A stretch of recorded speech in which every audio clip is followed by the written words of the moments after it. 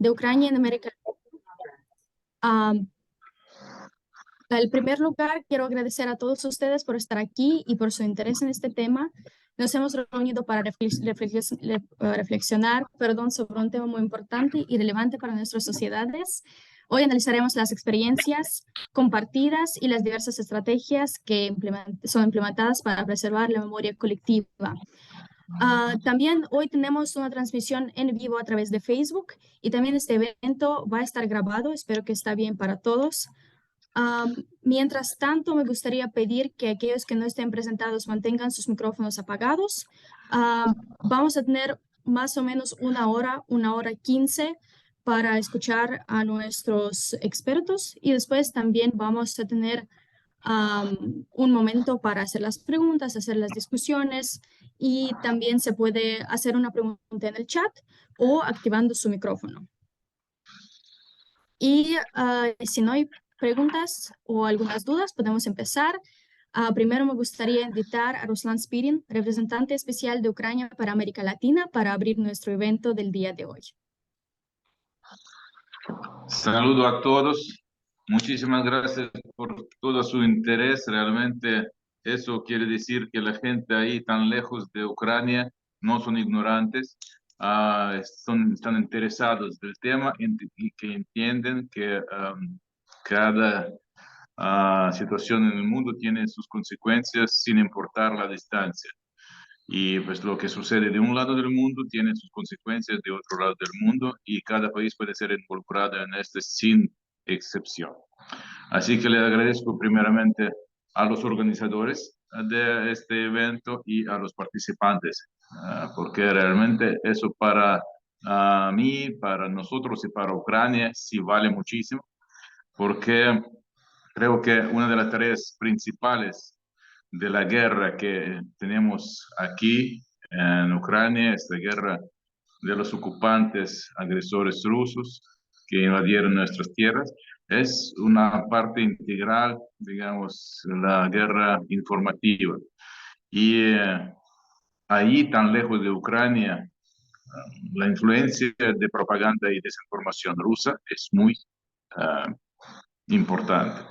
Y por eso, pues, tenemos que mantenerlos informados a todos ahí en América Latina para pues, abrir los ojos a la gente y explicar cuál es la situación verdadera, cuál es la situación en Ucrania y que funciona como una fuente alternativa a esta propaganda rusa, porque ahí tiene Sputnik, Russia Today, pues tiene sus representantes en cada país de América Latina, sus diplomáticos, consulados, consulados honorarios, representantes de sus empresas, hasta iglesias ortodoxas que tienen en cada país, pues son prácticamente empleados de esos servicios secretos rusos y pues sirven para pues, influir a la mentalidad de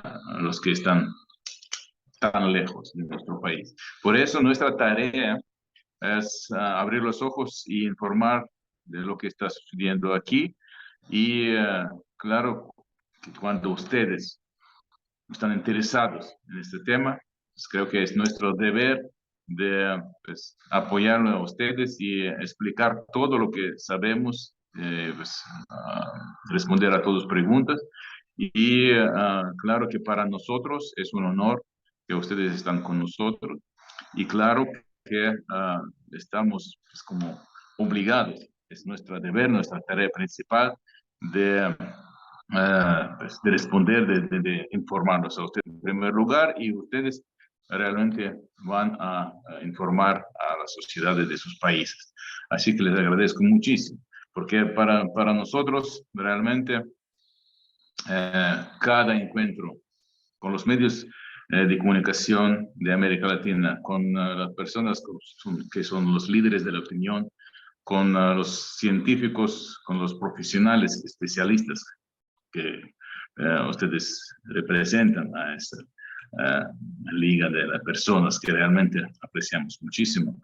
Y pues a ustedes podemos relatar o platicar sobre todo, y no necesitamos, como los rusos, pagar mucho dinero, porque Rusia gasta muchísimo dinero, millones de dólares a sus redes, y para justamente enviar o lanzar esta desinformación, esa mentira cínica y propaganda rusa, para nosotros no necesitamos gastar tanto, y primeramente todos nuestros gastos van a la autodefensa, a la protección de nuestro país. Y segundo, que solamente podemos abrir las manos, abrir los ojos para ustedes y explicar la verdad. No tenemos que inventar nada. Y pues por eso estamos en una posición privilegiada. Aunque mucha gente ahí rusa sigue desinformando, pero cada vez menos la gente del mundo pues cree en todo lo que dice Rusia. Comenzando, pues, no, Rusia desde el inicio. Si tengo ya posibilidad de comenzar mis ideas, de platicar con ustedes, o no sé si van a presentar uno por otro, pues, ¿cómo lo hacemos? Los organizadores, que sigo hablando con lo mío. Yo creo que uno por otro, como cada persona tiene más o menos de 10 a 15 minutos, entonces si ustedes tienen más tiempo si quieren. Así que sigo con ustedes. Bien, pues por eso podemos recordar que durante toda su historia, Rusia muestra los ejemplos de su mentira cínica y de sus pretextos falsos para principalmente distraer su propia sociedad, su propia gente, de los problemas internos de Rusia, de los problemas sociales que pues, en este país que es tan rico de recursos naturales, pues la mitad de los pueblos no tienen ni carretera, ni electricidad, ni gas, ni internet, menos, y pues vive en la pobreza pura, y pues no puede competir con nadie. Y este país que tiene todos los recursos, como Arabia Saudita, por ejemplo, como Kuwait, como lo que sea, que en unos 100 años ya convirtieron en los más pobres a más ricos países del mundo. Este país no quiere hacerlo porque su élite está robando, siguen robando cada vez más, usando su propia gente, pero para pues, distraer de sus problemas internos a su población, inventan siempre algunas imágenes de los extranjeros, imágenes extranjeras para culparlos a ellos en todos sus problemas internos. Y pues claro, la gente en Rusia, allá con esta desinformación y de esa propaganda, siguen viviendo, a pesar de tener esta desinformación, siguen viviendo en el estado de miedo permanente, porque ahí en Rusia la gente no tiene derecho de decir lo que quiere. Si está contra de la opinión, digamos, del partido de Putin o contra Putin, contra el gobierno, esta gente tiene simplemente, pues, puedo decir, tres opciones. Si estás totalmente contra y abiertamente contra lo que dice Putin o sus élites, entonces ya te matan en la Plaza Roja, como mataron al líder de la oposición rusa, Boris Nemtsov, en la Plaza Roja con 2 pistolas, pum, pum, ya. Si estás contra, fue primera opción. Segunda opción, si estás contra, no estás de acuerdo en lo que dice, pero no tan radicalmente, no tan abiertamente, pues simplemente te meten en la cárcel, y pues ahí te quedas toda la vida. Y tercera opción, lo que escogen, ¿no?, pues 90% de los rusos, es callarte para siempre y no decir nada en contra. ¿Por qué? O sea, hay razones. Tienen miedo, porque sí, realmente pueden meterte a la cárcel o matar. Y eso comprueba la ley hace unos 5 años, aprobado en el Parlamento ruso, Duma. Pues sí, la ley de abogada Yarovaya, así se llama, ley de Yarovaya. Según esta ley, te pueden meter a la cárcel a partir de 14 años ya, Y no es porque tú estás contra de la opinión del partido o del gobierno de Putin, sino que si alguien de tu alrededor, amigos, parientes, colegas, alguien que conoces, que has visto en cualquier compañía, ha dicho algo contra Putin y tú no has entregado a los servicios secretos a esa persona, a ti te van a meter a la cárcel. Por eso, siempre dicen en cualquier momento, por si acaso, no, claro que estoy a favor, sí estoy apoyando a Putin en todo ese gobierno. Por eso, ellos no, simplemente no tienen chance, no tienen posibilidades de, no sé, de contraponer algo, porque primero, no tienen recursos para hacer nada y pues que ya viven en una pobreza. Y de otro lado, si ya no pueden soportar su vida, aún así no puede decir nada porque va a empeorar las cosas, no solamente para ti mismo, sino para tu familia y parientes también. Así de fácil. Pero los rusos ya han convertido en un profesionales, tal vez expertos y en la propaganda, la desinformación. Esta manipulación de los cerebros humanos para Rusia ya ni es la ciencia, es el arte. Ellos saben perfectamente bien qué hacer, cómo cambiar la perspectiva, cómo engañar a su propia gente y también están usando las mismas tácticas, estrategias en el mundo externo. Todos los países que tienen transmiten su desinformación en los 6 idiomas y pues hasta los medios de comunicación a veces hacen una cosa muy fácil, copy-paste. Lo ponen lo que han dicho o que ha escrito esta desinformación rusa, pues ahí pusiendo ahí con letras pequeñas que el fuente era tal de Rusia. Pero la gente no nunca lee estas letras pequeñas, simplemente confía a lo que propone su medio de comunicación favorito de su país y por eso a veces cree que realmente las cosas son tan como lo muestran en Rusia. Otra cosa es la sociología pues, o psicología humana. Ustedes son expertos en eso y pueden decir mejor.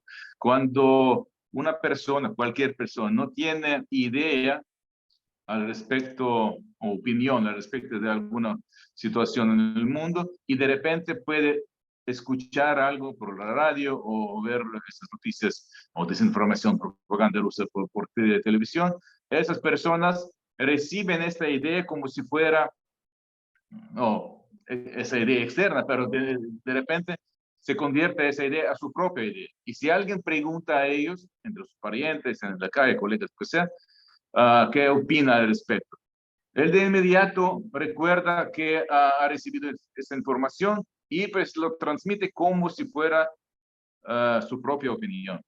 Y así como funciona esta propaganda de Rusia.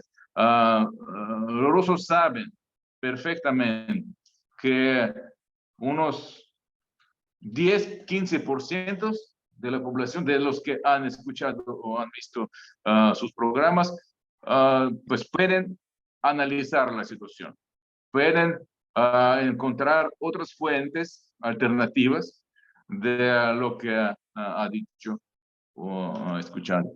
Y pues analizando las cosas, llegar a la conclusión que es una mentira, que es algo falso, pero otros 85% no están pensando, no piensan sobre posibilidad o necesidad de analizar las cosas. Simplemente lo reciben, absorben y ya luego transmiten como si fuera su propia opinión.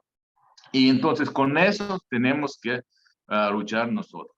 Tenemos que explicar, tenemos que enviar este mensaje al mundo que no puedes creer en lo que dice o escribe Rusia.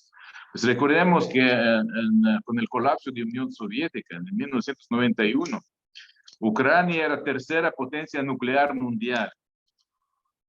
tercera. Y nosotros aquí en Ucrania hemos escogido el rumbo pacífico para nuestro desarrollo. Nosotros decidimos de deshacerse de todas las armas nucleares. Ucrania se convierte en un fuerte protector de no proliferación nuclear y no pues, muestra a todo el mundo que no es necesario declarar su interés de deshacerse de armas nucleares, hay que actuar como tal. Nosotros hemos dado ejemplo a todos los países que sí tienen estas armas nucleares, que sí no quieren la guerra, que sí quieren vivir en paz, hay que deshacerse de sus armas nucleares y punto. Y nosotros ya hemos hecho. Desde entonces no tenemos armas nucleares y no pretendemos tener, aunque tenemos la tecnología y todo. Pero nosotros mostramos al mundo que somos país pacífico. Pretendemos vivir en paz. Y aquel entonces, Ucrania firma así llamado Memorándum de Budapest en 91.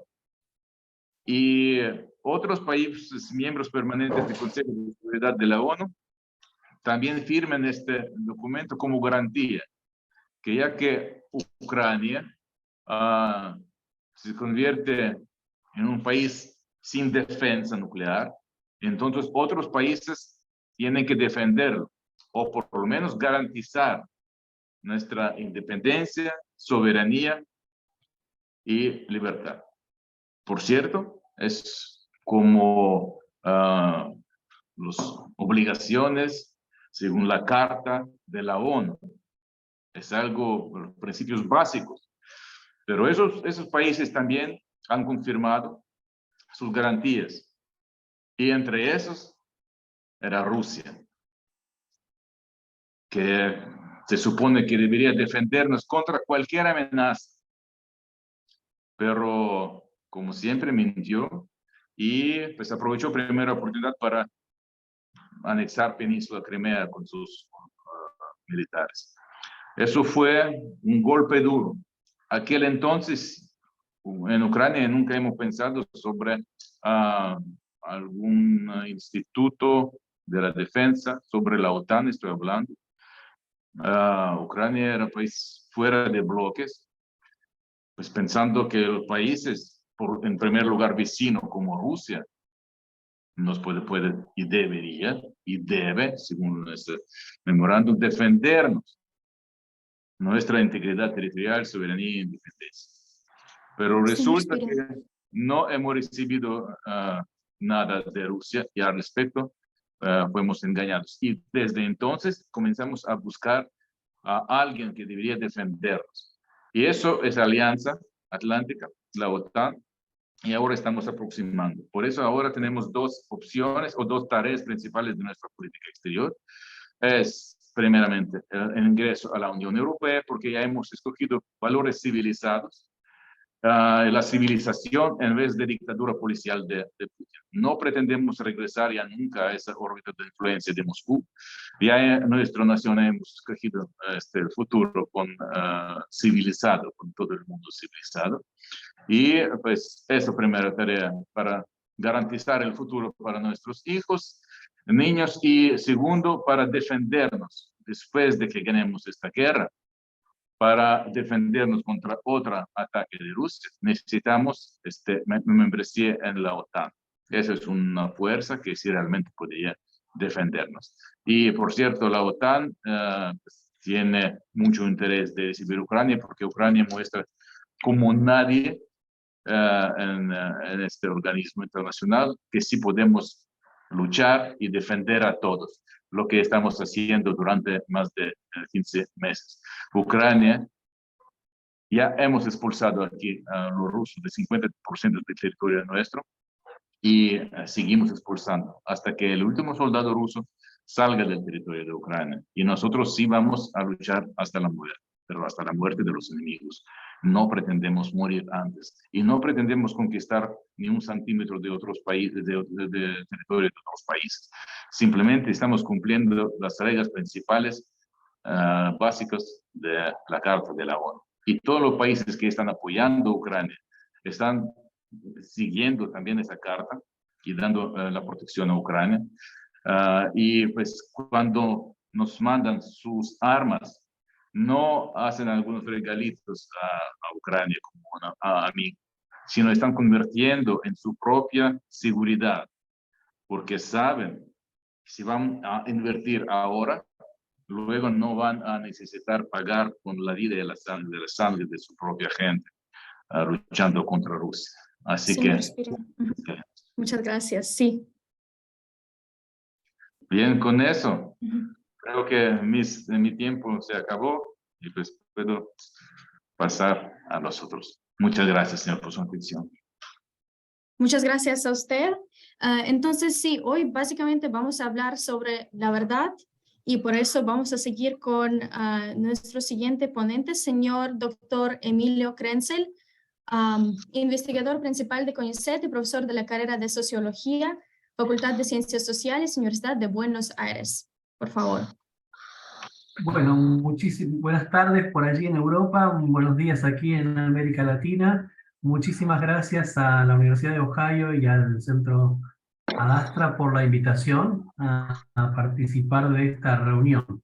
Mi familia paterna es viene de Yashkir, mi familia materna de Belgorod, así que bueno, en función de esa historia y genealogía de la cual soy resultado, espero que pronto haya una solución pacífica a la guerra que se desenvuelve hace más de un año.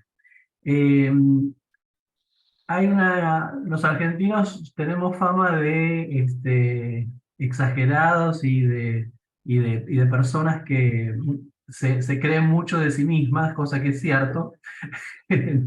Pero lo que voy a mencionar ahora fue dicho por una politóloga norteamericana, Catherine Sicking. Catherine Sicking dijo que Argentina pasó de ser un estado paria a nivel internacional por las violaciones a los derechos humanos que cometió su última dictadura militar entre 1976 y 1983, para convertirse en un estado que se volvió un paradigma, un modelo a escala internacional por su defensa y promoción de los derechos humanos. Bueno, en buena medida esto que dice Catherine Sicking es cierto. La Argentina fue el primer país donde una comisión de la verdad, la Comisión Nacional sobre la Desaparición de Personas, llevó adelante su investigación y publicó su informe, desenvolvió el juicio a las juntas militares. Argentina 1985 es una película que muestra el juicio y las dificultades que afrontó enjuiciar a los máximos responsables de esas violaciones. El país otorgó reparaciones económicas y simbólicas a los familiares de las víctimas, transformó lo que fueron los centros clandestinos de detención o campos de concentración donde estuvieron cautivas miles de personas en sitios de memoria. Creó también una prohibición para que quienes habían violado derechos humanos puedan ser elegidos o designados en cargos públicos como funcionarios, elegidos o designados.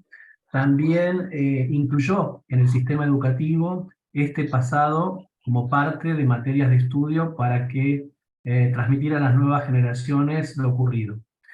Bueno, todos estos esfuerzos han, bueno, transformado un país que bajo cuya dictadura se negaban, se relativizaban o se justificaban graves y sistemáticas violaciones a los derechos humanos, en un país que ha hecho muchos esfuerzos por revisar este pasado y por transmitir un sentido de lo ocurrido para que esto no se vuelva a repetir. Bajo la consigna ya histórica, creada luego de la Segunda Guerra Mundial para responder al desafío que plantearon los crímenes y el genocidio nazi, nunca más, o never again. Bueno, ¿cómo fue que este país se transformó en lo que señala Sicking, en promotor internacional de los derechos humanos? Porque inclusive habría que agregar en términos, además como contribución, la creación de la Convención Internacional contra la Desaparición Forzada de Personas, que Argentina junto con Francia impulsó en las Naciones Unidas. Bueno, ¿cómo es que este país, que había sido un violador sistemático de derechos humanos, se transformó en un promotor global de la defensa y promoción de los derechos humanos? Bueno, fue a partir de la convergencia de tres actores, por lo menos así lo considero yo. Por un lado, las organizaciones no gubernamentales de carácter transnacional, las organizaciones de derechos humanos locales y esfuerzos de distintas conducciones del Estado desde que se recuperó la democracia en 1983 hasta la actualidad. Las organizaciones no gubernamentales como Amnesty, Human Rights Watch, fueron organizaciones centrales en la denuncia de las violaciones durante la dictadura. Amnesty Internacional vino al país a hacer una inspección en el año 76, a pocos meses del golpe militar, y publicó un informe condenatorio de las violaciones que la dictadura militar estaba impulsando. La Comisión Interamericana de Derechos Humanos, un organismo dependiente de la Organización de Estados Americanos, vino al país en el año 79 y realizó una inspección, luego de la cual produjo un informe severamente condenatorio también de la dictadura. Estas organizaciones regionales o transnacionales, interestatales o no gubernamentales, tuvieron un presionar al gobierno argentino para que ya en democracia otorgara reparaciones económicas a las víctimas y para impulsar la consideración como inconstitucionales de leyes de impunidad que impedían el juicio a los responsables, a los perpetradores de estas violaciones. Sin embargo, cualquiera podría decir y objetar que este actor, las organizaciones no gubernamentales o regionales, fuera el actor decisivo que explique esta transformación del país en impulsor global de los derechos humanos o en modelo global. Y tendría razón si dijera que otros países de América Latina, donde no se desenvolvieron políticas tan intensivas y tan amplias en materia de defensa de derechos humanos, recibieron iguales intervenciones de organizaciones no gubernamentales o regionales, y que sin embargo esas intervenciones no se tradujeron en la transformación sustantiva de sus políticas públicas en materia de derechos humanos. Entonces, pasemos a analizar un segundo actor que yo propuse dentro de esta trilogía que intervino en la transformación del país en este modelo global: el Estado. Indudablemente, desde la recuperación de la democracia en 1983, las políticas impulsadas del Estado, a partir de distintas conducciones políticas, administraciones políticas, fueron indudablemente centrales para esta transformación. Desde el Estado, el gobierno de Raúl Alfonsín, el primero después de la dictadura, impulsó la creación de una comisión, la Comisión Nacional sobre la Desaparición de Personas, la CONADEP, que fue la primera a nivel mundial, que terminó su investigación, publicó su informe, Nunca Más, que sirvió de modelo, tanto la comisión como el informe, para más de 30 comisiones de la verdad que surgieron luego a escala internacional, especialmente en América Latina. También desde el Estado se impulsó, bajo esa presidencia de Alfonsín, el juzgamiento de las juntas militares, que de nuevo la película Argentina 1985 muestra.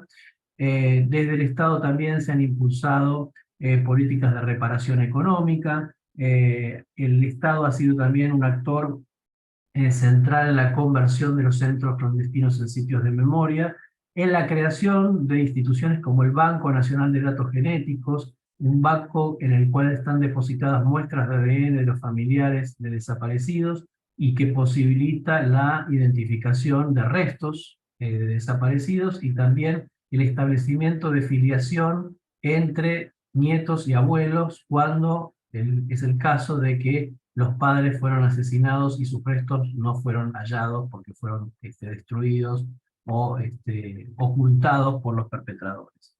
Pero también podríamos objetar el papel decisivo del Estado en este proceso, diciendo que el Estado también impulsó, en otros momentos, bajo otras administraciones de carácter neoliberal, políticas de impunidad y olvido. Durante la década del 90, se dictaron, bueno, sobre fines de los 80 se dictaron leyes que impedían o que restringían el juzgamiento de perpetradores, y durante la década de los 90 fueron liberadas las juntas militares y dictado un indulto que las eximió de todo proceso judicial. El Estado luego se mostró renuente y rechazó los pedidos de extradición de diversos países europeos para juzgar a militares responsables de la desaparición de ciudadanos de esos países, España, Francia, Italia, por casos de violaciones a los derechos humanos. Es decir, que el Estado tuvo una intervención progresiva en función con ciertas iniciativas defensoras de los derechos humanos, pero también tuvo iniciativas regresivas que muestran que las políticas públicas no tuvieron un carácter lineal ni unívoco. Bueno, finalmente el tercer actor, los organismos de derechos humanos locales. Y este actor yo creo que fue el actor decisivo, más allá de que el Estado tuviera intervenciones positivas y progresivas, y que las organizaciones transnacionales y regionales de derechos humanos hubieran colaborado especialmente durante la dictadura militar, en la denuncia de estos crímenes. Este movimiento es un movimiento heterogéneo, formado por víctimas, familiares, por sobrevivientes de los centros clandestinos, pero también por personas comprometidas con los derechos humanos de distintas orientaciones políticas. Desde la izquierda del Partido Comunista, el Partido Socialista, hasta posiciones liberales, la Unión Cívica Radical, el Partido Conservador, formaciones o partidos cristianos, algunos ligados con las corrientes progresistas de la Iglesia Católica en América Latina. Este conglomerado diverso de actores muy pocas veces estuvo unido, excepto en el rechazo de las políticas de impunidad impulsadas por la dictadura militar o por ciertos gobiernos que la sucedieron, que, como dije antes, desde el Estado impulsaron políticas de olvido y de pacificación del país. Solamente frente a esas políticas de impunidad, el movimiento de derechos humanos como todo estuvo unido, pero sin embargo ha sido un movimiento tenaz, heterogéneo, con una gran capacidad creativa para impulsar medidas de lucha y para buscar la adhesión de otros actores, especialmente en los movimientos culturales, en el teatro, en la música, que les permitió a su vez establecer puentes con las generaciones más jóvenes, distantes en términos de experiencias vitales de estos del pasado de violaciones a los derechos humanos.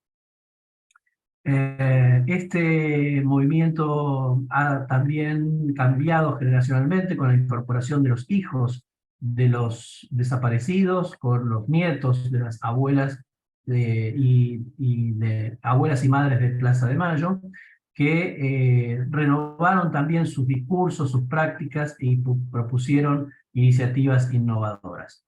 Bueno, para ir terminando, para ir cerrando, diría que es indudable que el protagonismo argentino y la transformación del país y a través de la incorporación de políticas democratizadoras y defensa de los derechos humanos fue fruto de la convergencia de estos tres actores, eso es indudable, pero quiero resaltar especialmente el esfuerzo de los familiares de desaparecidos, de presos políticos, los propios sobrevivientes, que en las condiciones más adversas de gran soledad, de gran represión política, esto es en la dictadura militar, pero también de aislamiento y de aparente oscurecimiento de los horizontes de justicia durante varios de los gobiernos constitucionales, prosiguieron peleando y luchando para que hubiera memoria de lo ocurrido, que la verdad pública no fuera la que establecieron los perpetradores de los crímenes, y para que se hiciera y materializara la justicia.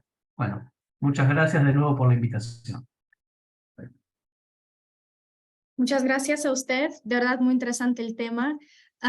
Enseguida me gustaría invitar a Iris Jave, investigadora, docente y coordinadora de las líneas de movilidad humana y memoria, democracia y posconflicto del Instituto de Democracia y Derechos Humanos de la Pontificia Universidad Católica del Perú. Le gustaría compartir la pantalla, ¿cierto? Sí, por favor.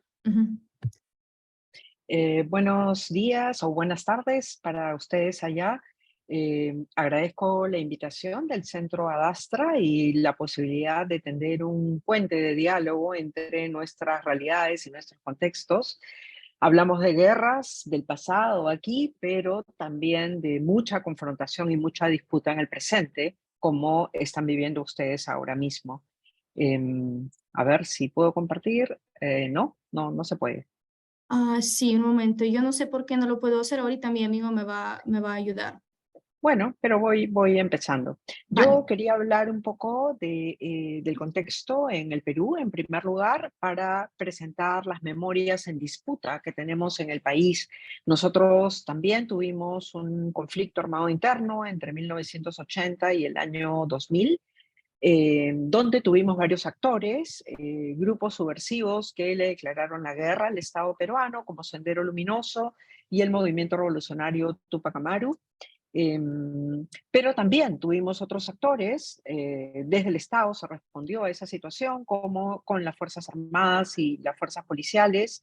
También tuvimos las comunidades que se organizaron en comités de autodefensa, en algunos casos, para repeler o enfrentar la acción de Sendero Luminoso.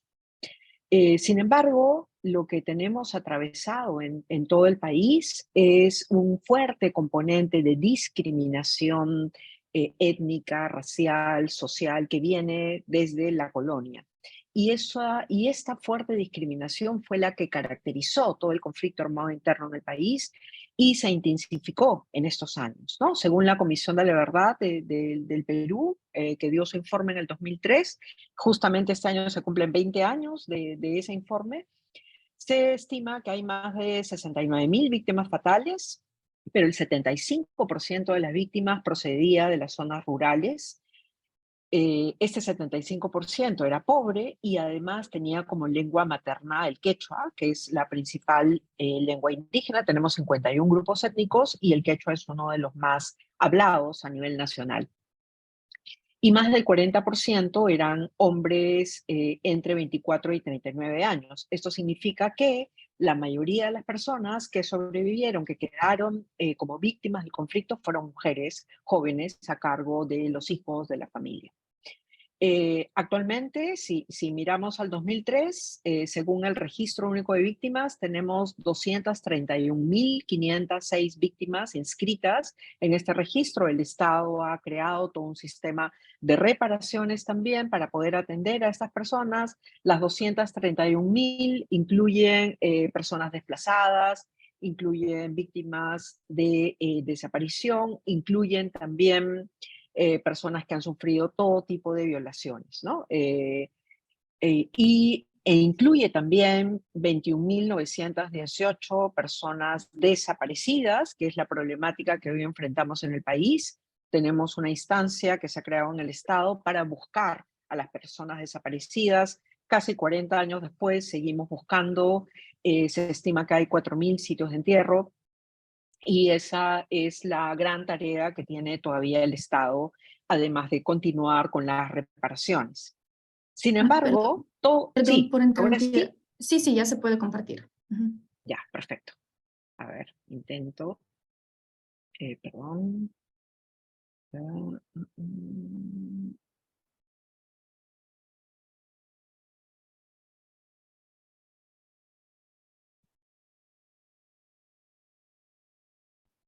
Ya, ahora sí.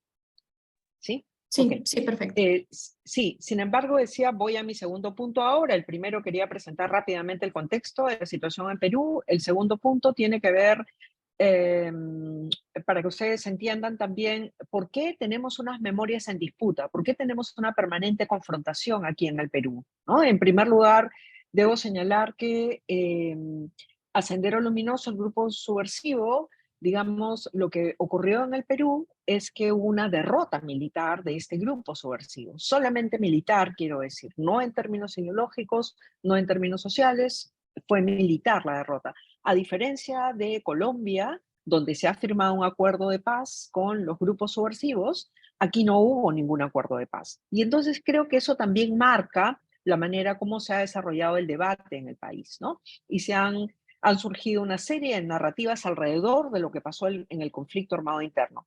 Por un lado, hay una narrativa de heroísmo de las Fuerzas Armadas, dado que se derrotó militarmente a Sendero Luminoso, entonces se ha construido una narrativa denominada Memoria de Salvación que explica o que trata de levantar el heroísmo de las Fuerzas Armadas, conducidas, por supuesto, con el expresidente Alberto Fujimori como el gran hacedor, el gran salvador de este periodo.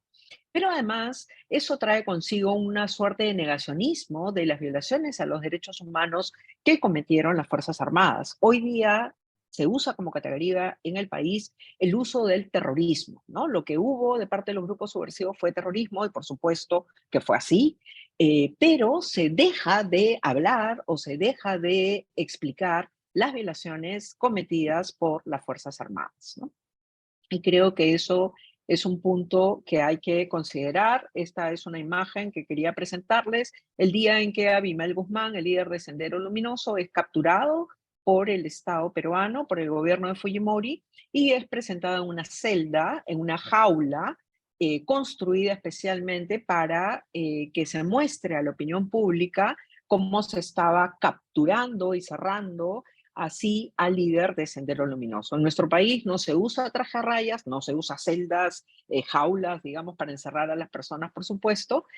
Sin embargo, esta construcción se hizo, y a ustedes les sonará con algunos efectos parecidos que hoy también tiene Rusia, por ejemplo, de cómo marcar esa narrativa de salvación, ¿no? Esta es una imagen de Fujimori que él mismo pintó cuando se estaba discutiendo la posibilidad de darle un indulto. El ex jefe de Estado está cumpliendo una condena de 25 años en el penal por crímenes y violaciones a los derechos humanos, pero también por delitos de corrupción. Entonces lo que tenemos es una paradoja de un proceso de justicia transicional. Los principales actores, nuestros expresidentes, varios de ellos tienen algunos casos de violaciones a los derechos humanos comprometidos, y sin embargo esto no ha sido sancionado ni ha sido judicializado.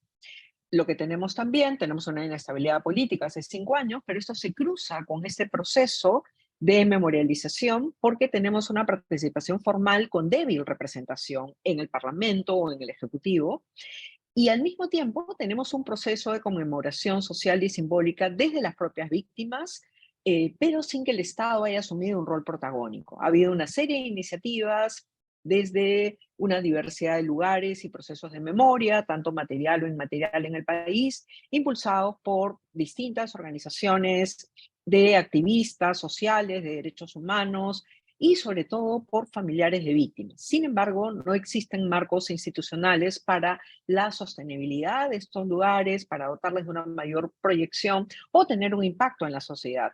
Los espacios de memoria no tienen que ser pensados solamente para las víctimas, sino para toda la sociedad, ¿verdad? Y entonces lo que tenemos es, no contamos con una política pública de memoria porque hay una dificultad de colocar en el debate público, de dialogar, de poder hablar siquiera de lo que ocurrió en el pasado, ¿no? Este es el lugar de la memoria, la tolerancia y la inclusión social. Es un museo que se hizo a nivel del Estado, pero fue producto de varios años de debate, de presión. El propio expresidente García en ese momento no quiso recibir el donativo alemán para construir el espacio, y finalmente con presión social se pudo hacer, ¿no? Sin embargo, ha sido varias veces criticado, cuestionado. Recientemente, hace unos meses, fue cerrado por un asunto administrativo del municipio local.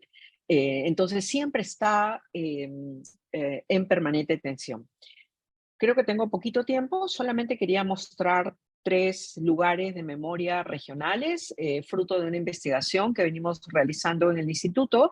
Son 3 lugares promovidos por organizaciones de víctimas: el Museo, para que no se repita, de la ANFACEP en Ayacucho, el Yalpanaguas en Huancayo y la Casa de la Memoria Viva en Lima. En el primer caso, lo que tenemos es una representación explícita de lo que ocurrió en el lugar. Este es el museo. Está formado por las prendas, por los recuerdos de las víctimas directas de desaparición forzada, ¿no? Esa es su historia, esa es su narración. Las víctimas se han apropiado del espacio, lo han construido. Sin embargo, lo que no tiene es apropiación regional, ni menos apropiación nacional. También está en permanente amenaza, es cuestionado, es criticado e incluso ha sido denunciado en algún momento. ¿no? El segundo lugar es el lugar de la memoria, Yalpanahuasi, Huancayo, que ha sido efectivamente una construcción del gobierno regional, pero fue impulsado por un actor político, el gobernador regional de entonces, que tenía a su padre desaparecido. Y pudo construir una narrativa, está enfocada en la desaparición de profesores y estudiantes de la Universidad Nacional del Centro. Está inscrito en el Sistema Nacional de Museos, cosa que no ocurre con el anterior, y eso le da un cierto respaldo para resistir. Y finalmente, la Casa de la Memoria Viva de Lima, que está construido en las afueras de la ciudad, ha sido apropiado e impulsado por el grupo de víctimas de la asociación que está en el lugar y han construido un espacio en alianza con universidades. De hecho, nuestra universidad colabora también con esta institución y han construido su propia narrativa y han tratado de vincular su espacio al desarrollo de la comunidad, al desarrollo comunal. ¿Qué tenemos entonces como desafíos? Tenemos una ausencia del Estado para acompañar a estos lugares. Algunos están ubicados lejos de la ciudad, en un país donde hay tanto centralismo y tanta discriminación. Entonces esos lugares se tornan marginales o se convierten en espacios que todo el tiempo hay que estar defendiendo desde la acción de los grupos de derechos humanos y de las propias víctimas. Algunos son de carácter conmemorativo, pero otros se han inserto, como dije, en dinámicas de desarrollo, como la Casa de la Memoria, y otros como parte de una agenda política. ¿Qué quiero decir con esto? Lo que quiero señalar es que tenemos este proceso de conmemoración súper importante. Se estima que hay 115 lugares de memoria en el país, pero todo se hace en medio de una serie de disputas y denuncias que vienen de actores políticos y sociales, tratando de impulsar esta suerte de memoria de salvación, de marcar el heroísmo de las Fuerzas Armadas y el aporte de Fujimori a la derrota del Sendero Luminoso, pero eso ha traído consigo una corriente negacionista que hoy tiene representación política. Tenemos 4 altos mandos militares en el Congreso de la República. Tenemos un gobierno actual con decisiones autoritarias, con el regreso al uso de la fuerza indiscriminada para reprimir las protestas, con la criminalización de las protestas y en suma tenemos una ausencia de una política de memoria porque no existe una definición única en el gobierno o en el Estado para tratar a los temas del pasado. Desde el Estado, desde el Parlamento, se habla de terrorismo, excluyendo los crímenes de las Fuerzas Armadas. En el Estado se habla del periodo de violencia, como si fuera un periodo un poco laxo, un periodo del pasado. Y las víctimas hablan de conflicto armado interno. Entonces tenemos ahí una disputa en torno a la memoria que todavía tenemos para adelante. Sin embargo, creo que hay varias iniciativas de conmemoración, de desarrollo de los familiares, sobre todo de las víctimas, por generar una agencia política para seguir colocando sus demandas y seguir en una permanente interlocución del Estado, ¿no? Tenemos, como digo, ya no tenemos la guerra del pasado, pero sí tenemos una confrontación de narrativas, una confrontación política que intenta reivindicar los procesos de memoria e intenta colocar, como siempre, la dignidad y el reconocimiento hacia las víctimas, ¿no? Y finalmente solo decir que hay un Plan Nacional de Memoria en elaboración, pero que ha quedado un poco diluido, está suspendido en espera que haya una mejor voluntad política para poder presentarlo al Estado, ¿no? Bueno, ahí me quedo, creo que agoté el tiempo. Muchas gracias. Muchas gracias a usted. Ya tenemos varias preguntas, pero con ellos vamos a continuar después. Ahorita me gustaría invitar a doctor Lelón Domingo, profesor titular de la Universidad de Page, Facultad de Humanidades, Departamento de Estudios Hispánicos e Iberoamericanos. Gracias. Muchísimas gracias y bueno, buenos días allí en América y buenas tardes aquí en Europa. Primeramente, y me uno al coro de agradecimiento al Centro Analítico Ucraniano Adastra, a Anastasia, con quien coincidimos y nos conocimos el año pasado, y en general a toda la comunidad y a toda la gente en Ucrania un país al que estoy muy unido porque yo soy egresado de la Universidad Taras Shevchenko. Yo estudié allí Derecho Internacional entre 1982 y 1988. Viví en ese país que he visitado prácticamente hasta el 2019, que fue la última vez, porque bueno, ya luego lo del COVID y luego la agresión de Rusia, ¿no? Me ha impedido regresar. He tenido la suerte de ser profesor invitado de mi alma mater, la Universidad Taras Shevchenko, algo que me llena de mucha satisfacción. Y como le dije a Anastasia, cualquier iniciativa con relación a Ucrania, pues saben muy bien que cuentan siempre con todo mi apoyo. Y bueno, sí, como tenemos poco tiempo, voy a tratar de hacer más o menos un poco de resumen sobre la temática de hoy, que es la memoria histórica y estos regímenes, ¿no? Que hemos tenido y que hemos pasado en América Latina. Quiero esclarecer de que a pesar de ser oriundo, nativo de la República Dominicana, tengo 40 años que no vivo allí. Primero me fui a Kiev y luego vine aquí a Hungría, a la ciudad de Pécs, donde trabajo ya prácticamente 30 y tantos años, ¿no? Pero naturalmente sigo manteniendo el contacto con mi país y con todo el devenir histórico de él, y es uno de mis temas de investigación. Hay mucha semejanza, mucho paralelismo en la historia sobre el tema en cuestión respecto a la práctica, a los que nos comentaba el colega Emilio desde Argentina, así mismo como la colega Iris desde Perú, en el caso dominicano. Nosotros tuvimos una dictadura férrea, autoritaria, con muchos rasgos de totalitarismos, ¿no? Que tuvo lugar entre 1930 y 1961. Es decir, han pasado 62 años desde el tiranicidio, pero todavía sigue pendiente este tema de la memoria histórica.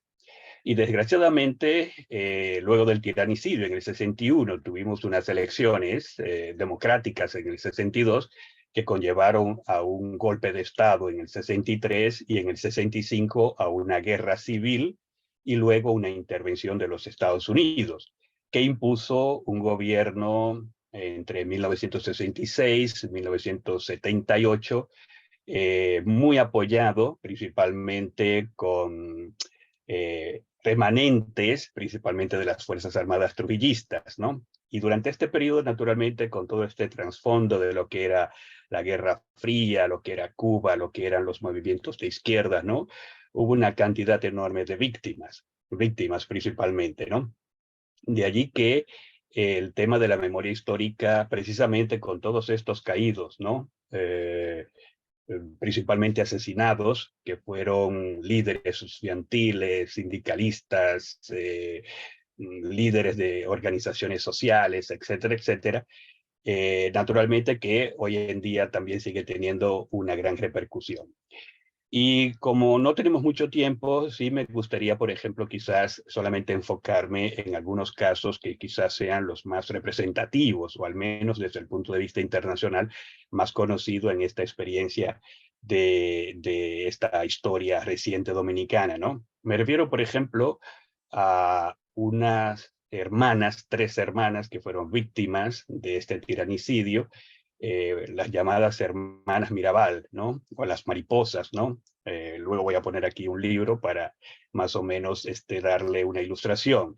Estas 3 hermanas, debido a su situación política, a su reacción política, a su actitud política, en plena oposición, naturalmente, al tirano, al dictador Trujillo, fueron asesinadas el 25 de noviembre de 1960. Y precisamente en Bogotá, en 1981, cuando se celebró el primer encuentro feminista latinoamericano y del Caribe, se propuso de que la fecha de 25 de noviembre se conmemorara el Día Internacional por la No Violencia contra las Mujeres, ¿no? Y es muy interesante que en 1994, y aquí, por ejemplo, hay sintonía con lo que comentaba el colega Emilio y la colega Iris, que muchas de estas iniciativas sobre la memoria histórica proviene principalmente de parte de las víctimas o de los familiares de las víctimas, porque también en la República Dominicana no hemos tenido un marco institucional, un marco estatal para la reivindicación de la memoria histórica, ¿no?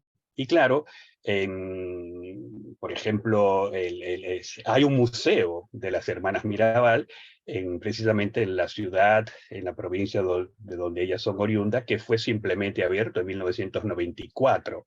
Es decir, fíjense que la asesinan en el 60 y solamente en el 94 tiene lugar la creación de este museo para seguir manteniendo esta historia, ¿no? Y no solamente el acontecimiento histórico y todo lo que conlleva, sino precisamente para educar a las futuras generaciones, ¿no?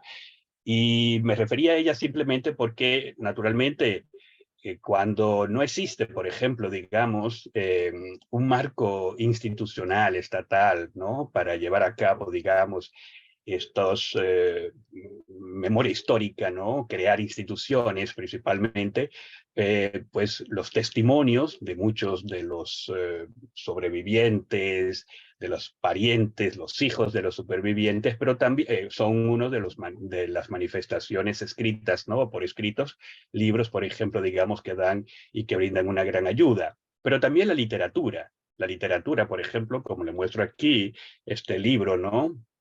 En el tiempo de la mariposa, de la dominicana Julia Álvarez, que verdaderamente le dio una gran proyección internacional gracias a la acepción que tuvo esta novela y que luego también fue llevada al cine, ¿no? Digamos. Naturalmente, esto no significa que no exista, digamos, iniciativas de la memoria histórica en la República Dominicana, cuando me refiero a que no existe este marco estatal, ¿no? Este marco constitucional, digamos, que promueva en la memoria histórica durante este periodo que abarca prácticamente medio siglo, ¿no? En la República Dominicana. Tenemos, por ejemplo, varias fundaciones y museos, como el Museo de la Dignidad, que, por ejemplo, se preocupa a través de talleres, ¿no? De dar a conocer qué fue todo lo que tuvo lugar en este periodo de la dictadura de Trujillo, entre 1930 y 1961, y también el periodo posterior, durante los años 60 y prácticamente hasta 1978. También tenemos, por ejemplo, otras iniciativas sociales, ¿no? Particulares, por decirlo de una forma, como es el Museo Memorial de la Resistencia Dominicana, que fue fundado en el 2011. A través de estas instituciones, por solo mencionar estas dos instituciones, se trata precisamente de ir concientizando, ¿no? Digamos, a las futuras generaciones, porque concuerdo mucho con la colega, ¿no? Iris Llave, cuando se refería a que ese tipo de temas, ¿no? De debate que se llevan en la sociedad, muchas veces están muy polarizados. De un lado, por la parte estatal, gubernamental, del otro lado, por la parte, digamos, de la sociedad, pero que muchas veces se tiende de una forma u otra o de un bando u otro a relativizar, digamos, los hechos, ¿no? Y eso es peligroso porque muchas veces esto puede conducir al negacionismo también. En el caso dominicano, por ejemplo, tenemos una particularidad de que en 1962, o sea, un año después de haber ocurrido el tiranicidio, se aprobó una ley, la ley 5880, que prohibía o que establece, ¿no? Unas penas contra las alabanzas al pasado del régimen tiránico y antidemocrático de Trujillo. Sin embargo, en Dominicana tenemos un conflicto interno muy grande y es el tema migratorio, principalmente en la relación Haití-la República Dominicana. Y de una forma consciente, una forma inconsciente, muchos dominicanos apelan a Trujillo, porque como sabemos, por ejemplo, precisamente, y es un tema también de debate en la cuestión de la memoria histórica, en 1937, ¿no? El gobierno dominicano de Trujillo llevó a cabo un genocidio precisamente de los haitianos que vivían en la zona fronteriza, ¿no? se especula que van entre 3.000 y 10.000 las víctimas. Todavía hasta el día de hoy no se ha podido determinar exactamente el número de víctimas, pero debido a esta situación que hoy en día tiene mucha vigencia, como es la inmigración ilegal de Haití o de haitianos hacia la República Dominicana, siempre en la sociedad dominicana se ve o se especula sobre el temor de Haití y se apela entonces a Trujillo o al trujillismo, incluso de forma abierta, ¿no? Cuando, por ejemplo, todavía esta ley 5880 está vigente. Lo peor es que, al menos desde mi perspectiva, un nieto de Trujillo precisamente fue aprobada, ¿no? Recientemente, la Junta Central Electoral aprobó recientemente, si bien sé, el partido Esperanza Democrática que dirige el nieto de Trujillo que vive en Miami. Es decir, no es una cuestión de que, por supuesto, los hijos y los nietos no deben de heredar, ¿no?, las conductas y los hechos de los padres o de los abuelos, pero al menos no he leído yo algún tipo de comentario de este político dominicano en donde se censurara, por ejemplo, digamos, las actitudes de su abuelo, ¿no? Es solamente, digamos, una simple opinión de un dominicano que está desde fuera. De nuevo, muchas gracias por la oportunidad de estar esta tarde con ustedes y muchas gracias de nuevo. Muchas gracias, doctor Lilón, muchas gracias a usted. Y ahorita me gustaría invitar a mi colega Oleksiy. Oleksiy es el experto en nuestro centro de Adastra, experto en América Latina, y hoy nos va a contar sobre la política de memoria en Ucrania. Hola, buenos días a todos y a todas. A mí me gustaría decir primero, agradecerles por participar en ese evento, porque creo que ahora Ucrania busca no solamente contar su historia, sino también escuchar las historias de otros. Y en ese sentido tenemos este evento para conocer más sobre América Latina, porque a mi parecer, al escuchar sus ponencias, tenemos muchas experiencias parecidas del pasado dictatorial, autoritario, en caso ucraniano totalitario, pero ¿cómo sobrepasamos esos desafíos? Esto vamos a ver. Y hoy yo voy a asumirme la responsabilidad de intentar mostrarles cuál fue nuestro pasado totalitario y cómo luchamos, digamos, con ese problema. Por tanto, les invito a compartir conmigo esa presentación. Espero que todos puedan verlo, ¿sí? Sí, se ve. Ya, vamos. Entonces, vamos a hablar sobre la política de memoria en Ucrania, su historia y estado actual. Y nosotros empezamos con la política de memoria en los tiempos de la Unión Soviética, desde 1917 hasta 1991. Y durante esa época, lo que básicamente vamos a ver fue mucha política y muy poca memoria. Por cierto, aquí vemos la imagen de un monumento que elegimos para nuestra imagen de ese evento. Es el monumento a Artyom, un líder revolucionario comunista de la guerra civil en Rusia, y que fue instalado, ese monumento, en la región de Donetsk. Y a mí me parece muy simbólico que ese monumento pone muchas preguntas sobre el pasado de la memoria y está en la misma zona de la guerra, no tan lejos de la línea del frente de hoy. Y también entendemos con ese ejemplo que esta guerra no es solamente la guerra, digamos, de ejércitos, es también la guerra de memorias y de política de memoria. Entonces, en la Unión Soviética, lo que teníamos con políticas de memoria fueron tres pilares: marxismo-leninismo, la memoria de la victoria en Segunda Guerra Mundial y el proceso de rusificación. Sobre marxismo-leninismo tenemos un hecho muy simple. La Unión Soviética quería leninizar Ucrania y leninizar sus repúblicas, y pueden comparar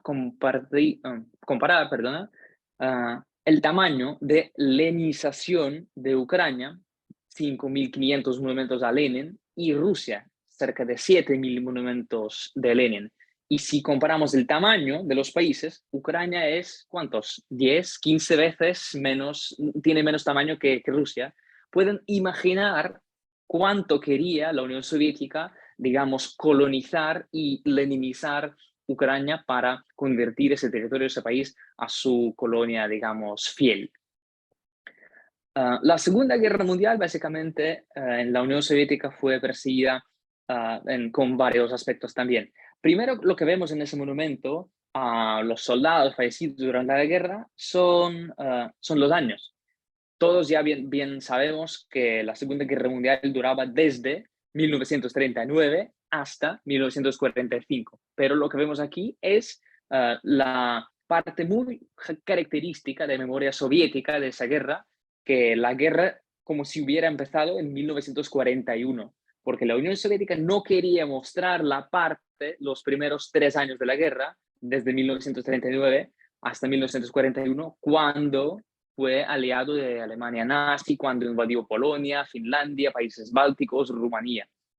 Segunda parte muy importante de esa memoria soviética de la Segunda Guerra es el brutalismo y la glorificación de la guerra. No fue esa memoria, la memoria de una tragedia de la guerra, como eso ocurrió en, por ejemplo, Francia o Alemania. Fue una memoria de gloria militar, de victoria, de poder, de fuerza. Y la tercera parte muy importante es que estos monumentos soviéticos de la Segunda Guerra fueron marcadores coloniales, porque en Polonia, en Chequia, en Eslovaquia, en Ucrania, el régimen soviético ponía esos monumentos con estos años, 1941, 1945, con un soldado soviético brutal, masculino, diciendo que estamos aquí, ganamos la guerra, estamos aquí y aquí vamos a seguir. También el proceso de rusificación, el tercer pilar de memoria en la Unión Soviética, tiene un ejemplo muy, yo creo que llamativo. No estamos en México, pero sí se trata de una casa azul, como la de Frida Kahlo. Esa casa azul, tal vez el señor Domingo la reconoce, está en el mismo centro de Kiev. ¿Y por qué aquí les muestro esa casa azul pequeñita? Es que la Unión Soviética buscaba todo lo ruso e intentaba en cada ciudad ucraniana, o sea Kiev, o sea Kharkiv, no importa la parte, en el norte, en el este, sacar algo ruso y amplificarlo. En esta casa, un escritor muy famoso ruso, Lev Tolstoy, vivió 4 días cuando viajó desde Moscú hacia el sur del Imperio Ruso en aquel entonces, en el siglo XIX, concretamente en 1879, vivió 4 días en esa casa. Un hecho tan pequeñito, pero si vemos el mapa, con el cuadro negro está marcada esta casa donde está ahora. Y alrededor de esta casa tenemos la calle de Lev Tolstoy, la plaza de Lev Tolstoy y el metro de Lev Tolstoy indicados con círculos rojos. Por tanto, por un hecho de que ese escritor ruso viajó aquí por 4 días, el régimen soviético decidió nombrar estación, plaza y calle a su honor. Yo creo que el señor Ruslan Spirin, que abrió nuestro encuentro al vivir en México como embajador de Ucrania durante muchos años, pudiera tener 3 o 4 plazas según ese criterio. Bueno, continuamos y vamos hablando ya sobre la política de memoria en los años 1990, después de la caída de la URSS. Y en aquel entonces la política de memoria en Ucrania ya no fue soviética, pero todavía no era ucraniana. Y este es el momento cuando la sociedad civil, yo creo que es algo muy parecido a los países de América Latina, la sociedad civil empezó a hablar sobre el pasado totalitario, hacer las revelaciones de diferentes fusilamientos, encarcelamientos, represiones, etc. Pero al mismo tiempo, el Estado guardaba mucha tradición rusa o soviética de esa memoria. Entonces, en los años 1990, las dos tradiciones, las dos tendencias siguen conviviendo.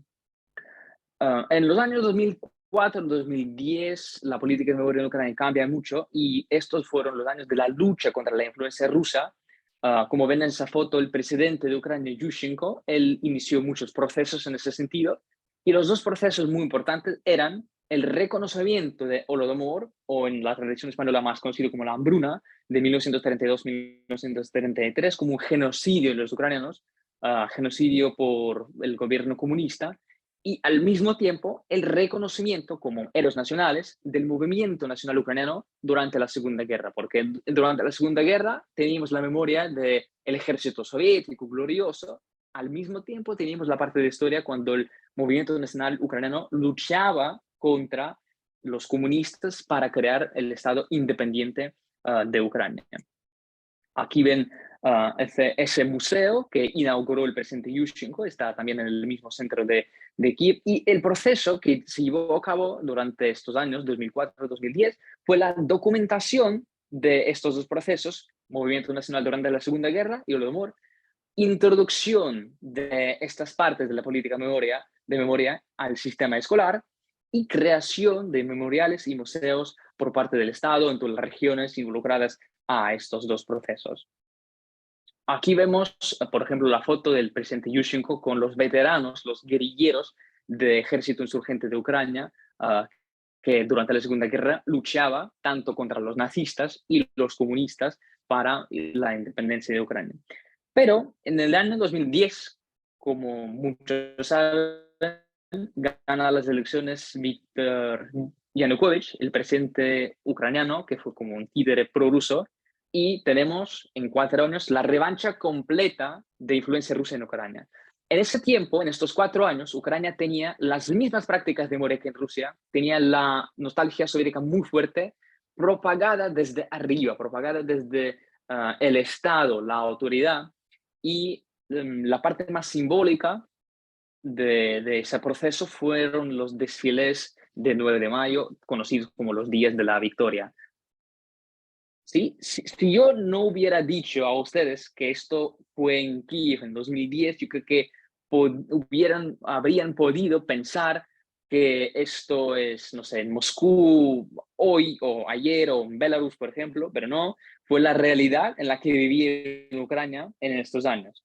O, por ejemplo, esto, que es algo imposible para imaginar ahora, un desfile conjunto del ejército ucraniano con el ejército ruso, con las dos banderas en la calle principal de Kiev y la plaza Maidán, muy famosa por la revolución.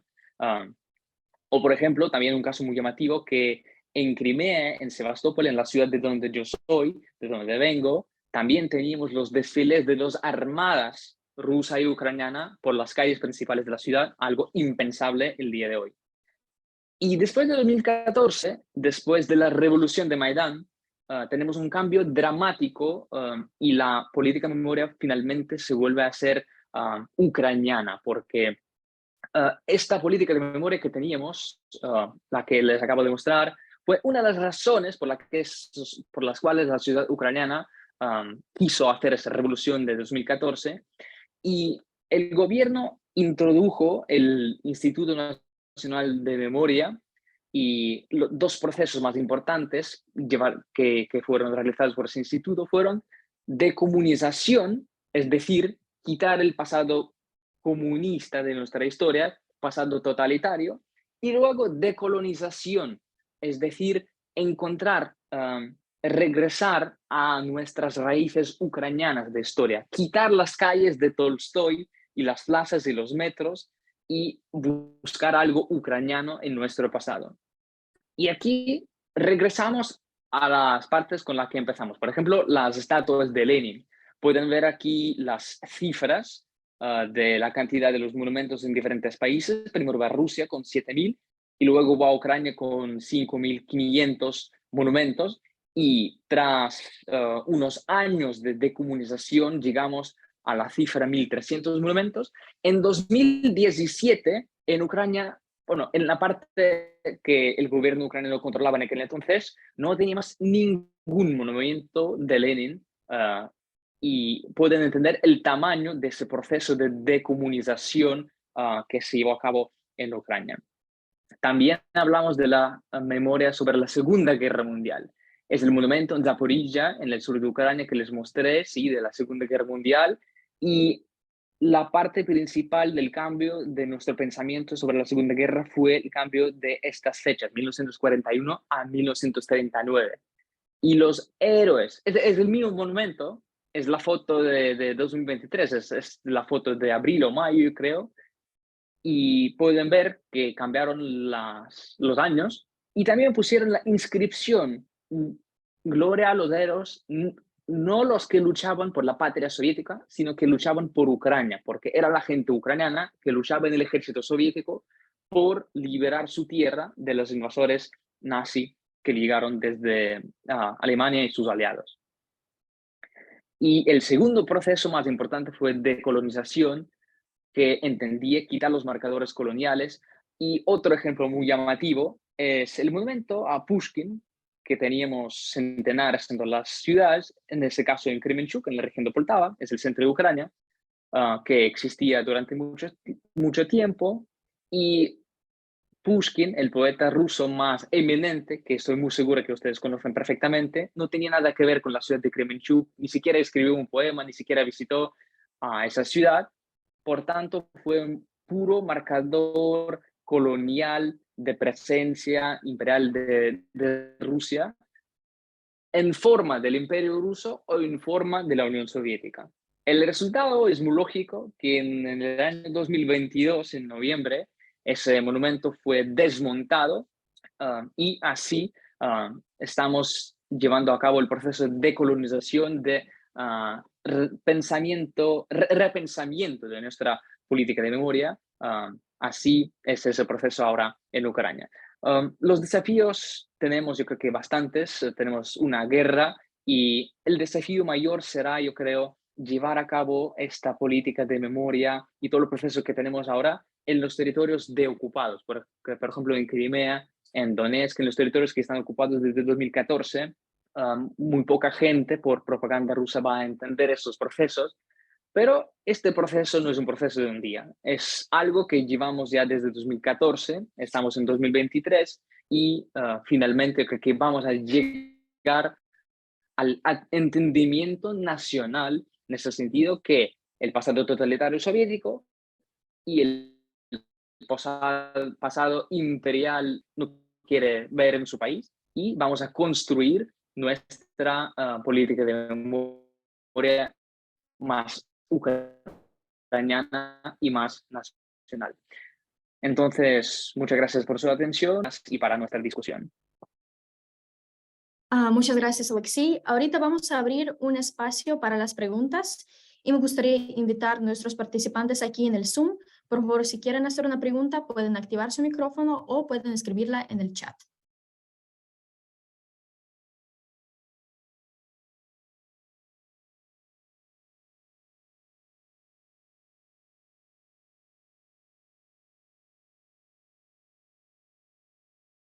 Sí, Iván, ¿puedes hacer una pregunta? Hola, sí, muchas gracias. Buenos días a todos. Mi nombre es Iván Vichko. Estoy aquí presentando el programa de investigación de América Latina Prisma de Ucrania. En primer lugar, muchas gracias a todos los organizadores por este evento y a todos los participantes por sus interesantes y importantes discursos. Y mi pregunta, como sabemos, América Latina está políticamente fragmentada en base a la ideología. Hay gobiernos de izquierda, gobiernos de derecha, que constantemente cambian y también cambian la política de Estado. ¿Y cómo afecta esto a las políticas de la memoria en esos países? ¿Y cómo crean si es posible llegar a un consenso en la sociedad sobre el pasado totalitario sin importar las preferencias políticas? Muchas gracias. Si es pregunta para quien quiera responder.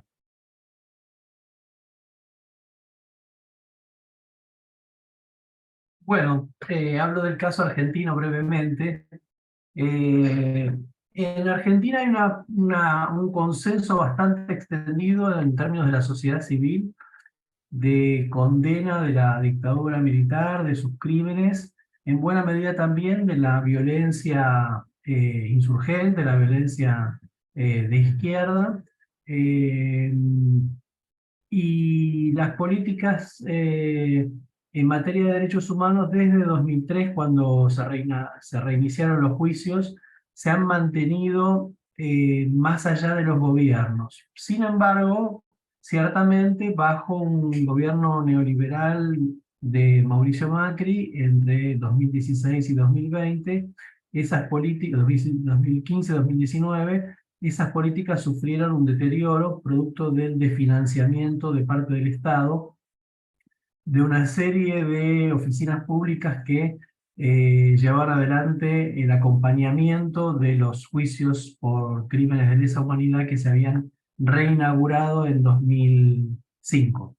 En ese sentido, el consenso democrático y de rechazo del uso de la violencia, especialmente del uso de la violencia del Estado, está afianzado en el país, creo yo. Sin embargo, bueno, las disputas memoriales continúan. Esas batallas de la memoria son, creo que no terminan nunca y se renuevan periódicamente. Y creo que es un buen ejemplo de, bueno, de un consenso mayoritario que ha alcanzado estas políticas a través de, bueno, visitas escolares a los centros, a los sitios de memoria, transmisión del pasado en las escuelas, también más allá de la actividad de los organismos de derechos humanos y del Estado, de las iniciativas que actores de la sociedad civil han tenido, por ejemplo, a través de documentales, películas, libros autobiográficos, ficcionales, novelas, obras de teatro, etcétera, etcétera. Y bueno, continúo yo también, solamente para señalar cómo es que también hay que comprender que hay una corriente autoritaria, conservadora, que se va extendiendo en nuestros países, ¿no? A pesar de que se cambien o se intercalen gobiernos de izquierda o derecha, hay una corriente autoritaria de actores políticos que nos acompañan, sean de izquierda o de derecha, ¿no? En nuestro país tenemos varios líderes de izquierda que también son profundamente autoritarios y conservadores respecto del avance de los derechos. Y creo que eso restringe un poco y trata de acorralar esos procesos de memoria, ¿no? Sin embargo, creo que hay permanentemente una lucha por recordar el pasado desde donde se vivió. Quiero decir, hay actores políticos que tienen toda esta narrativa de salvación del heroísmo de las Fuerzas Armadas que hoy han alcanzado una representación política y han logrado establecer un sentido común de que eso funciona, de que había que matar a algunas personas para lograr un objetivo supremo, ¿no? Que era la liberación de los subversivos. Sin embargo, creo que esta otra corriente de defensa de derechos, de respeto a las personas, de respeto y reconocimiento a las personas, tienen menos audiencia pública, tienen menos mecanismos para colocarse en términos políticos, pero en el espacio del arte, de lo simbólico, de la literatura, de las películas, del cine, del teatro, creo que es donde ha encontrado un mayor desarrollo, una mayor amplificación, ¿no? Creo que ese camino, vincular lo artístico, lo simbólico con la memoria, creo que es un camino muy estimulante y muy motivador para encontrar estas nuevas narrativas y sobre todo para conectar con las nuevas generaciones, ¿no? Que en nuestro país no tenemos una educación extendida del conflicto armado interno, ha habido también trabas ahí, pero sí creo que lo otro, discurrir por el arte, por lo simbólico, por los mecanismos digitales, audiovisuales, puede colaborar mucho con la conexión hacia las nuevas generaciones. Bueno, yo también voy a decir dos palabras que más o menos tienen mucho que ver con lo que han dicho mis colegas desde Argentina y desde Perú, ¿no? Quizás en el caso dominicano lo que yo vea más traumático es la falta de un marco estatal. Es decir, hay varias iniciativas, como mencioné, algunos museos, algunas fundaciones, pero eso prácticamente siempre viene de una parte particular, personal, descendientes, madres de las víctimas, por ejemplo, durante todo este periodo, y no solamente me refiero al periodo de la dictadura de Trujillo de 1930-61, sino el post-trujillismo que tuvimos hasta el 78 y que todavía es está muy permanente en mi país, ¿no? Y también coincido, por ejemplo, con la colega Iris, en el sentido de que el papel del Estado tiene que ser muy importante y para ello, por ejemplo, el marco educativo tiene que ser imprescindible. Si no educamos, por ejemplo, a las siguientes generaciones en todos estos conflictos que hemos tenido, ¿no?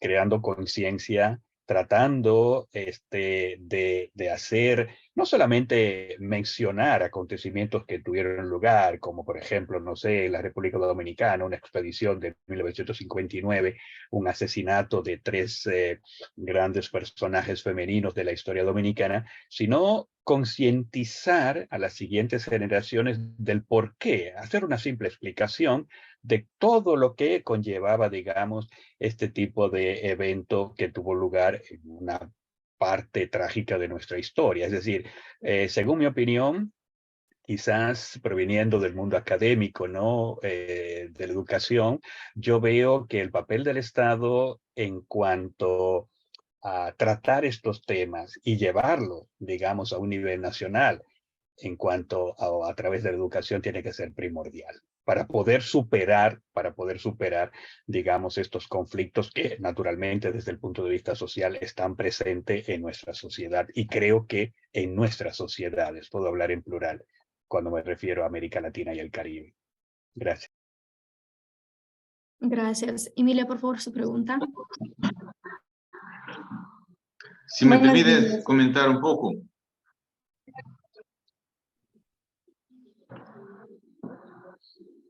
Hola. ¿Sí puedo? Hola, claro, sí, sí, continúa. Bien, quisiera agradecer a Ilona respecto de esa importancia de educación, pero los gobiernos que tienen que gastar muchísimo y hacer todo lo posible para educar a su población, pero al mismo tiempo hay que recordar sobre los cambios del gobierno y sobre su cambio de perspectiva, porque por ejemplo Rusia siempre ha cambiado la historia verdadera con lo que era más agradable para ello, para manipular con los cerebros de su gente. Por ejemplo, últimamente Putin y su gente dice que no existía ni tan país como Ucrania, pero al mismo tiempo uh,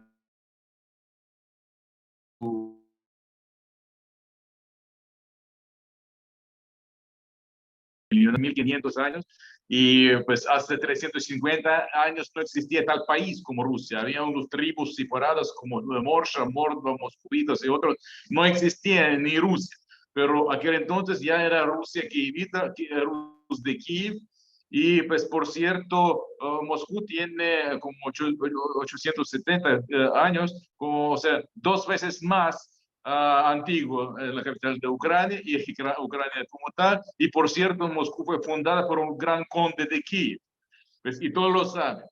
Pero otra cosa que es la anexión de Península Crimea, Putin estaba utilizando esta excusa como si fuera, por sus razones históricas, pertenecía a Rusia esta península y uno de los líderes ha regalado a Ucrania, pero pertenecía a la Unión Soviética como 34 años y otros 340 años pertenecía al Imperio Osmano. Pero no le importa eso. Y por cierto, no fue regalado, sino intercambiada por otras tierras fértiles de Taganrog. Y pues yo quiero decir que la educación es muy importante, pero cuando el gobierno manipula con los factos, con la historia, pues se cambia la perspectiva. Y eso es muy importante, ya que estamos hablando de memoria, de política y todo, conservar la verdad al respecto de lo que ha sucedido antes, sin importar los cambios del gobierno y su opinión al respecto. Muchas gracias. Muchas gracias a todos sus aportes. Y Emilia, por favor, puede hacer su pregunta. Listo, buenos días, buenas tardes. También de mi parte, muchas gracias por sus valiosos aportes. A mí me gustaría preguntarles desde su perspectiva profesional y su trabajo que llevan haciendo en sus países, ¿en qué les gustaría enfocar o qué creen ustedes que hay que destacar en Ucrania ahora en un momento tan conflictivo?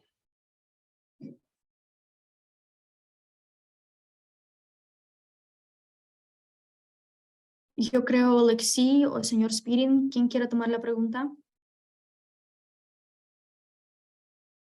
Bueno, yo creo que podría responder a esa pregunta. En Ucrania, la verdad es que la guerra, aunque sea un desafío muy, muy fuerte para toda la nación, para todo el pueblo, aceleró mucho el proceso de ese cambio de política de memoria desde memoria soviética y rusa que teníamos a la memoria más ucraniana y a la búsqueda de nuestro origen ucraniano.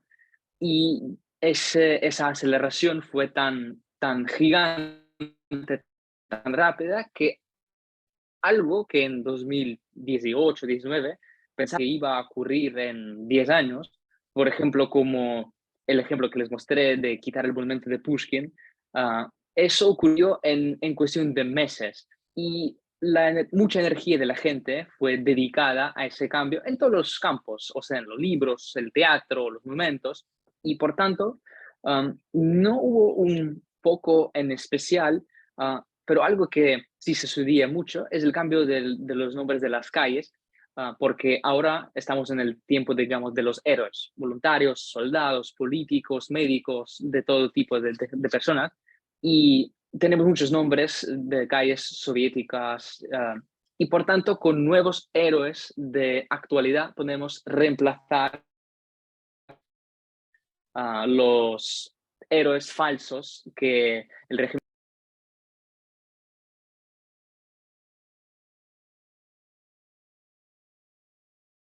¿Quiere añadir algo?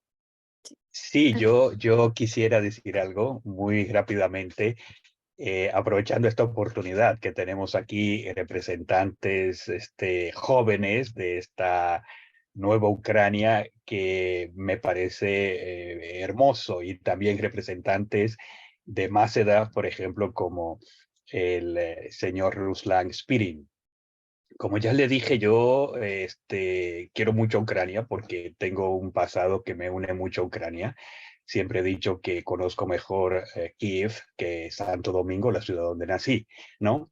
Quizás por el hecho de que he visitado, creo, más a Kiev durante estos últimos 40 años que a Santo Domingo, ¿no? Y durante todas mis estancias he tenido la oportunidad de conversar con diferentes estratos de la sociedad ucraniana, desde altos hasta más bajos. Con los más altos me refiero a los funcionarios, principalmente del Ministerio de Relaciones Exteriores, con colegas de la universidad, la Taras Shevchenko, pero también la de Aviación Nacional y otras universidades que conozco en Lviv, por ejemplo, en Odessa, exacto. O sea, tengo una red muy grande de colegas ucranianos.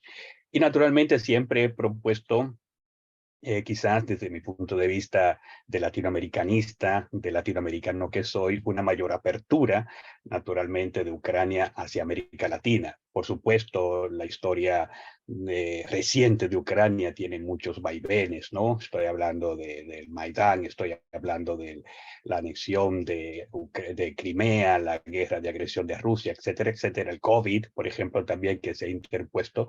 Pero yo veo que hacer una orientación, hacer un viraje hacia América Latina, creo que es muy, pero muy importante. Primero, por la gran población de origen ucraniano que hay en muchos países, por ejemplo, si me refiero solamente a Brasil o a la Argentina, por solo mencionar algunos, y además por ver, digamos, a estos chicos jóvenes, a Alexei, por ejemplo, a Anastasia, a Iván, que también lo conozco desde el año pasado y de anteriormente asistió a algunos de mis cursos cuando yo fui invitado allí en la Universidad Taras Shevchenko. Es decir, que América Latina siga siendo un motivo de interés, no solamente desde el punto de vista diplomático, sino también desde el punto de vista cultural, desde el punto de vista político, porque naturalmente toda esta cuestión de la memoria histórica tenemos que superarlo también allí en Ucrania, y por supuesto, mientras más se dé a conocer Ucrania, digamos, en estos países, mucho más esquemas, ¿no? Digamos, vamos a ir rompiendo sobre esta época soviética, sobre esta rusificación, digamos, de Ucrania, etcétera, etcétera. Es decir, necesitamos tener un aspecto y un espectro mucho más amplio desde Ucrania hacia América Latina. Siempre he dicho, estoy a la disposición. Conmigo siempre pueden contar. Gracias. Muchas gracias. Tenemos varias preguntas en Facebook, pero solo vamos a tomar 2 porque ya se cierra nuestra reunión más o menos en 10 minutos por cómo funciona el Zoom. Entonces, la primera pregunta, ¿cree que los latinoamericanos creen que la lucha de los ucranianos contra la invasión rusa tiene paralelos con su propia lucha por la independencia en Argentina o República Dominicana en el siglo XIX? Bueno, no, en Argentina no se percibe lo que ocurre en Ucrania como similar a una lucha de liberación nacional del colonialismo español, ni de, bueno, las políticas imperialistas que atraviesan la historia del país.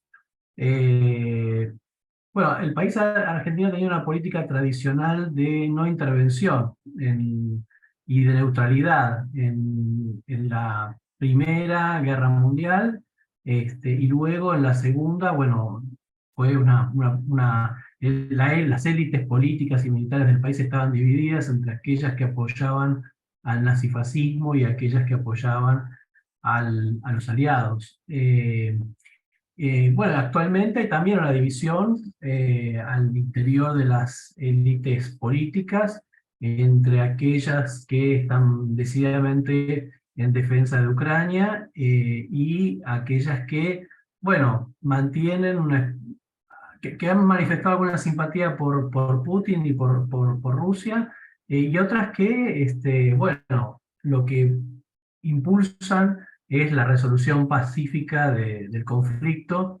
y el establecimiento, digamos, de las fronteras nacionales en función de los intereses de cada país. Así que bueno, y la población ve la guerra de manera muy alejada de su propia cotidianeidad y de los propios problemas. Aunque el tema de la guerra es incluido en discursos políticos que bueno, explican la situación económica nacional en función del cuadro internacional abierto por la guerra. Antes de decir un par de palabras respecto a la pregunta, quiero decirle al colega Kreisel que aquí en mi móvil tengo precisamente un documento de archivo de 1921, cuando el gobierno de Irigoyen reconoció a la República de Ucrania como Estado libre e independiente. Aquí lo tengo, el documento de archivo, que sí, simplemente estaba buscando un libro, pero me lo encontré así. No, igualmente, lo mismo sucede en el caso dominicano, o sea, nosotros nos vemos, al menos, de nuevo repito, tengo más de 40 años fuera de la República Dominicana, no estoy viviendo allí durante todo este tiempo, pero sí trato de mantenerme al día con el contacto con los colegas dominicanos y a través de las lecturas y todo esto por el estilo, pero no creo que de esta correlación, digamos, de ver la situación actual, por ejemplo, con la guerra de independencia que tuvimos nosotros en el siglo XIX. Al menos esa es mi percepción. Muchas gracias. También antes que terminamos, me gustaría hacer una foto. Espero que va a estar bien para todos ustedes. Voy a hacer una captura de pantalla. Vale. 1, 2, 3.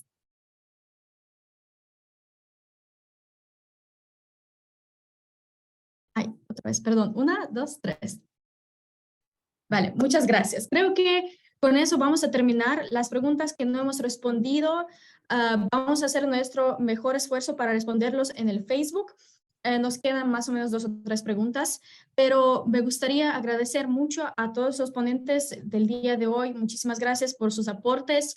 Fue muy interesante conocer las políticas de memoria en América Latina, en Argentina, en Perú, en República Dominicana y también escuchar al señor Spirin, escuchar a Oleksiy para conocer más lo que está ahorita pasando en Ucrania y cómo está la situación con la política de memoria. Y también, claro, que la guerra tiene un papel clave de cómo vamos a repensar después lo que ha pasado durante la época de totalitarismo y cómo vamos a entender nuestro futuro y nuestra política de memoria. Muchas gracias a todos y esperamos mucho que podamos continuar y podamos trabajar juntos en el futuro. Muchas gracias a ustedes y que tengan todos buen día o buena noche. Muchas gracias de nuevo por la invitación. Gracias a ustedes. Gracias. Un gusto compartir con ustedes. Igualmente, Muchas gracias, agradecido. señores y señoras. agradecido por todo. Estaremos en contacto a través de Adastra. Juntos Claro que venceremos. No pasarán. Pero ustedes ya saben que el pueblo unido jamás será vencido. Hasta la próxima.